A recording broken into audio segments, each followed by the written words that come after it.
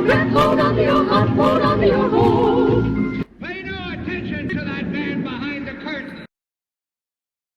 UFG has opened this Titus Center, which is part of Palm Beach Atlantic University. It's a program to study franchising, and it's named after Ray Titus, the FTC's poster child from the end of the 90s.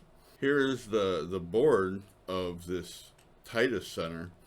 Actually has 60-something prominent people in the franchise industry endorsing it and as part of it. And so we've got a lot of people who are very influential and have a lot of different companies that are in the franchise industry, all lending their support and their credibility to UFG and the Titus Center, the Tituses, and, you know, by extension, Experimac.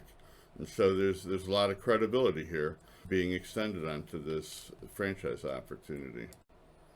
Now, the head of this robust academic institution called the Titus Center, Palm Beach Atlantic University, is headed by the preeminent expert on franchising, Dr. John Hayes, who's right there on the right, and he's a doctor. He will make sure that you know that. And he has written just an amazing number of books that are self-published onto Amazon as our bestsellers. According to the introduction to these books, he has examined and gone through 3,000 different franchise opportunities, and he's winnowed them down to the most amazing franchises. The United Franchise Group franchises happen to be among those most amazing, and the most amazing is also Experimac. We've also got this outside industry expert singing its praises, and you'll hear more about that.